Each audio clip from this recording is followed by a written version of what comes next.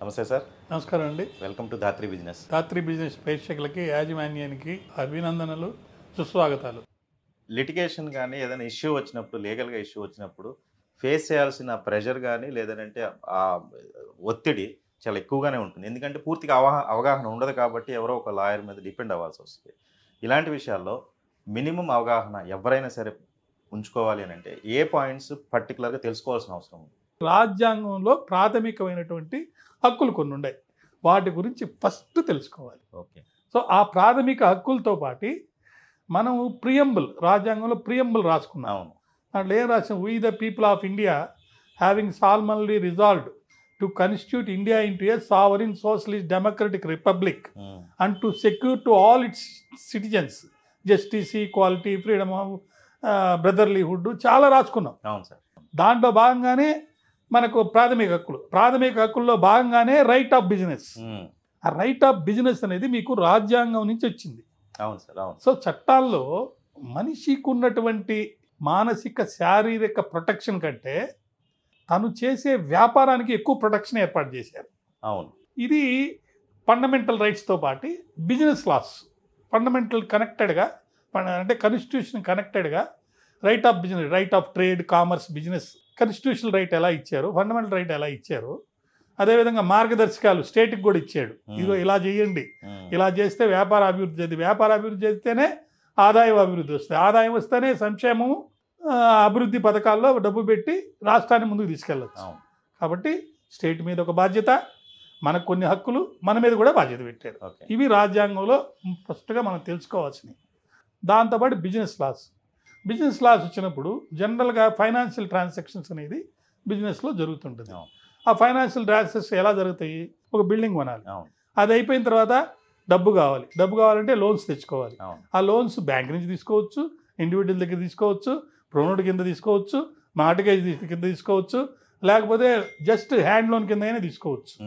So తీసుకునే transaction బట్టి దానికి సంబంధించిన డాక్యుమెంట్స్, చట్టాలు ఏర్పాటు చేసుకొని ఆ చట్టాల కింద ముందుకెళ్ళాలి.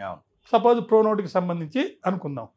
సో మనము నెగోషియబుల్ ఇన్స్ట్రుమెంట్ యాక్ట్ కింద చెక్ అంటే ఏంది, అట్లాంటి నెగోషియబుల్ ఇన్స్ట్రుమెంట్ ఏంటి అని మినిమం నాలెడ్జ్ అని దాని గురించి ఏర్పాటు చేసుకోవాలి.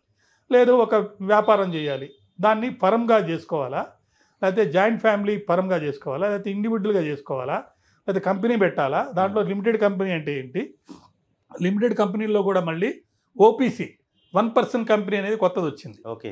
సో దాంట్లో ఇంకా డైరెక్టర్లు ఉండరు, మేనేజింగ్ డైరెక్టర్లు ఉండరు, పార్ట్నర్లు ఉండరు, ఎవరు ఉండరు. 1% కంపెనీ కింద పెట్టుకుంటాడు. ఏది ఉన్నా లాభం కానీ, నష్టం కానీ, బాధలు కానీ, కష్టాలు కానీ, వ్యాపారం నడిపేది కానీ అన్నీ కూడా ఆ ఓపీసీ కింద చేసుకుంటాడు. లిమిటెడ్ లైబిలిటీ అయిపోయింది. సో ఆ కంపెనీ ప్రాపర్టీస్ మీదకే, ప్రైవేట్ లిమిటెడ్ కంపెనీ అంటే ఆ కంపెనీ ప్రాపర్టీస్ ఏ ఉంటాయో వాటి మీదకే వెళ్ళొచ్చు. ఇప్పుడు ఫర్మ్ అనుకోండి, ఫర్మ్ రిజిస్ట్రేషన్ చేసుకోవాలి. So registration act, firm registration అంటే పార్ట్నర్షిప్ యాక్ట్ గురించి తెలుసుకోవాలి. కంపెనీ అంటే కంపెనీ లా తెలుసుకోవాలి. ఇందాక ట్రాన్సాక్షన్ చెప్పారు, మార్టిగేజ్ అంటే ట్రాన్స్ఫర్ ఆఫ్ ప్రాపర్టీ యాక్ట్ గురించి తెలుసుకోవాలి. అట్టా అనేక చట్టాలు బిజినెస్ సంబంధించి.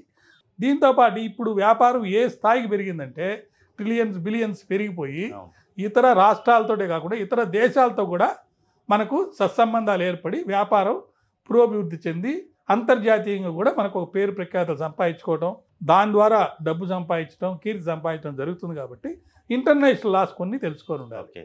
ఇంటర్నేషనల్ లాలో పర్టికులర్లీ ఇంగ్లీష్ లాస్ అని కొన్ని ఉంటాయి.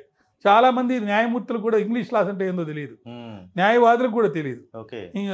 Subject English laws are applicable అని రాస్తాడు ఎవరు కాంట్రాక్ట్లో. What are English laws? తర్వాత జ్యూరిడిక్షన్. ఒక ఇష్యూ వచ్చినప్పుడు, ఒక డిస్ప్యూట్ వచ్చినప్పుడు, సపోజ్ ఢిల్లీ నుంచి ఇక్కడ హైదరాబాద్లో ఉన్న ఒక సంస్థతోటి ఒక బిజినెస్ డీల్ జరిగింది.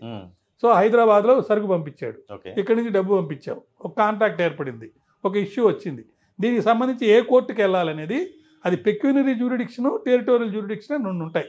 పెక్యూనరీ అంటే వాల్యూ ఆఫ్ ద మ్యాటర్, ఎంత డబ్బుకు సంబంధించి డిస్ప్యూట్ జరిగింది అనేది పెక్యూనరీ జ్యూరిడిక్షన్. టెరిటోరియల్ అంటే ఎక్కడ ఏ కోర్టులో ఏ భూభాగంలో ఈ ఇష్యూ అనేది వచ్చింది అక్కడ ఏ కోర్టులో వేయాలి. కోర్టులో కూడా హైరార్కీ ఉంటుంది అన్నమాట. టెరిటోరియల్ జ్యూరిడిక్షన్, పెక్యూనరీ జ్యూరిడిక్షన్, ఇవి రెండు కూడా గమనించుకొని జనరల్గా లాయర్లు డ్రాఫ్ట్ చేసి వేస్తారు. ఒక్కోసారి లాయర్లు కూడా పొరపాటు పడే అవకాశం ఉంటుంది. కాబట్టి జనరల్గా ఒక అగ్రిమెంట్ రాసుకునేటప్పుడు దాంట్లో రాస్తారు, మనకు డిస్ప్యూట్స్ వస్తే ఎక్స్క్లూజివ్ జ్యూరిడిక్షన్ పలానా కోర్టు.